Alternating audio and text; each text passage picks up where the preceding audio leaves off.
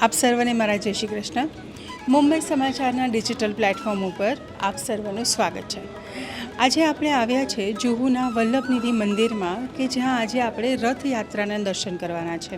આમ તો રથયાત્રા જગન્નાથપુરીમાં અષાઢી બીજના દિવસે થાય છે અને તમે જોઈ જ રહ્યા છો કે મારી પાછળ સુંદર મજાનો રથ ઠાકોરજી માટે શણગારવામાં આવ્યો છે.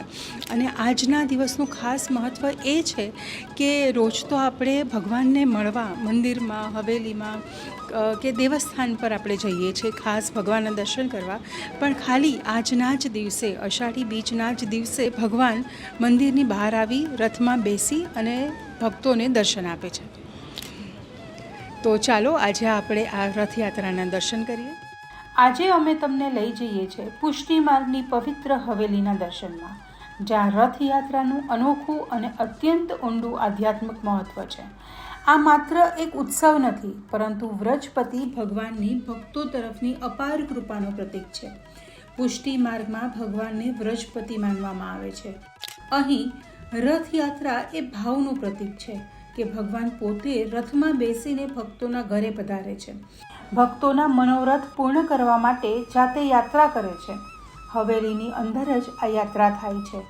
શ્રી ઠાકોરજી નિજ મંદિરમાંથી રથમાં બિરાજમાન થઈને ડોલતી બારી અને તિબારી સુધી પધારે છે.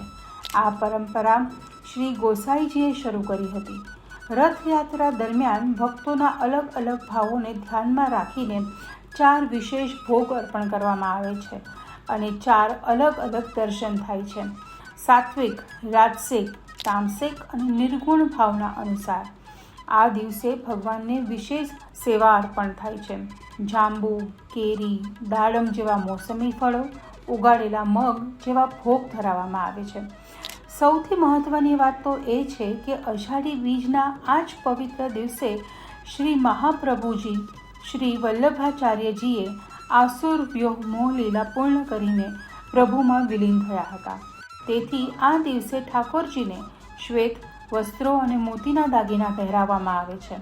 આ દિવસ ભક્તો માટે આધ્યાત્મિક પુનર્જાગરણનો દિવસ પણ છે. જય શ્રી કૃષ્ણ. મુંબઈ સમાચારના દરેક વૈષ્ણવોને આજની આ રથયાત્રાની ખૂબ ખૂબ મંગલ વધાઈ. આજનો આ દિવસ વૈષ્ણવો 2 રીતે ઉજવે છે. એક તો ઠાકોરજી મંદિરમાંથી બહાર આવી રથમાં બિરાજમાન થઈ અને મંદિર અને ભક્તોને દર્શનનો લાભ આપે છે. અને બીજું કે આજે શ્રીમદ વલ્લભાચાર્ય મહાપ્રભુજી ગંગા નદીમાં સદેહે આસુરવ્યા મોહ લીલા કરીને નિજ લીલામાં પ્રવેશ કરેલો, એટલે આજે પદો પણ વિરહના ગવાતા હોય છે અને રથારોહણના પણ પદો આજે ગવાતા હોય છે. અને મહાપ્રભુજીના નિજ લીલામાં પ્રવેશવાના હિસાબે ઠાકોરજીને આજે શ્વેત વસ્ત્રો અને શ્વેત મોતીના શણગાર કરવામાં આવે છે. અને ઠાકોરજી બાળ સ્વરૂપને ભય ના લાગે એટલે રથને ભક્તો દ્વારા ખેંચવામાં આવતો હોય છે. અને કહેવાય કે ઠાકોરજી જે રથયાત્રામાં બિરાજમાન હોય છે એ અવસર તો આખા વર્ષમાં એક જ વાર આવે છે રથયાત્રાનો, પણ આપણે પણ આપણા જીવન રથમાં ઠાકોરજીને બિરાજમાન રોજ કરી શકીએ છીએ. અને બસ ભગવાનને પ્રાર્થના કરીએ કે અમારા રથમાં, અમારા હૃદયસ્થ થઈને, અમારા જીવન રથમાં બિરાજમાન થઈને અમને પણ સાચી દિશા બતાવે, તો જ આપણા બધાનું જ ભક્તિ અને સમર્પણ પુષ્ટ થશે. રથયાત્રાના દિવસે રથની પ્રદક્ષિણા કરવા મળે એ પણ એક અમૂલ્ય લાભો છે. પ્રદક્ષિણા એટલે ભગવાનની આસપાસ ઘડીભર ફરવું, તેમના પ્રત્યે પૂર્ણ સમર્પણ અને આત્મીયતા દર્શાવવી. રથયાત્રાના દિવસે રથની પ્રદક્ષિણા કરવાનું વિશેષ મહત્ત્વ છે. એનું કારણ એ છે કે રથમાં સ્વયં ભગવાન બિરાજમાન હોય છે. તેમના રથની આસપાસ ફરવાથી ભક્તને ભગવાનના ચરણોની સમીપતા પ્રાપ્ત થાય છે. આ પ્રદક્ષિણા માત્ર શારીરિક નથી, પરંતુ મન, વચન અને કર્મની પ્રદક્ષિણા છે.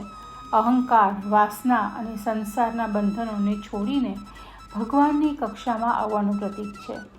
વૈષ્ણવ શાસ્ત્રો અને સંતો કહે છે કે રથની પ્રદક્ષિણા કરવાથી અનેક જન્મના પાપોનું નિવારણ થાય છે. એકવાર પણ ભક્તિપૂર્વક રથની આસપાસ ફરવું એ મોટા તીર્થોના યાત્રા કરવા જેવું પુણ્ય પ્રાપ્ત થાય છે. આજે અષાઢ મહિનાનું સ્ટાર્ટિંગ છે અને રથયાત્રા. તો આજે ગ્રીષ્મ ઋતુના જે સેવા હતી કે ખસના હિંડોળા અને ખસની વસ્તુઓ અને ઠાકોરજીને શીતળતા પ્રદાન કરવા માટેની જે સેવા થતી હતી એનું આજે સમાપન થશે અને આજથી વર્ષા ઋતુને અનુરૂપ સેવા થશે. અને આજે જે રથયાત્રાનો છે એમાં પ્રવાસને અનુરૂપ અને આજની ઋતુને અનુસાર જાંબુ, કેરી, ફણગાવેલા મગ, મિશ્રીયુક્ત દાડમ, આ બધાનો ઠાકોરજીને ભોગ અર્પણ કરે. જય શ્રી કૃષ્ણ. શ્રી ગોવર્ધનનાથ કી જય. શ્યામ સુંદર શ્રી અમને મહારાણી કે જય. બધા સર્વે વૈષ્ણવ રથયાત્રાની ખૂબ ખૂબ મંગલ વધાય. આપણા પુષ્ટિ સંપ્રદાયમાં જ્યારે ગુસાઈજી જગન્નાથજી ગયા ત્યારે જગન્નાથજીએ ગુસાઈજીને પ્રાર્થના કરી કે તમે આ રથનું એક આપણે મનોરથનું સિદ્ધ કરો, એક બેંગન મનોરથ અને એક આ રથયાત્રાનો મનોરથ. ત્યારથી ગુસાઈજીએ પછી આ રથ સિદ્ધ કર્યો અને આપણી પુષ્ટિ સંપ્રદાયમાં રથયાત્રાનો એક મનોરથનો ઉત્સવને પ્રાપ્તિ થઈ. ત્યારથી આપણે રથયાત્રાનો મહોત્સવ મનાવવામાં આવે છે. જ્યારે ઠાકોરજી 11 વર્ષ 52 દિવસના હતા અને જે લીલાઓ કરી તે આપણી પુષ્ટિ સંપ્રદાયમાં પ્રચલિત છે. એવી રીતે ઠાકોરજીને આ નિત્ય આવી લીલાઓના દર્શન અને હવે આવતા 30 તારીખથી આપણા હિંડોળાનો ભવ્ય મનોરથની પણ ઝાંખી સિદ્ધ થઈ જવા રહી છે. તો આપ સર્વને આ દર્શનની ઝાંખી કરવા આપણા આ ચેનલ દ્વારા આપ સર્વને પધારવા વિનંતી છે. જય શ્રી કૃષ્ણ. શુભસ્તુ. આનંદ. જય શ્રી કૃષ્ણ. આજે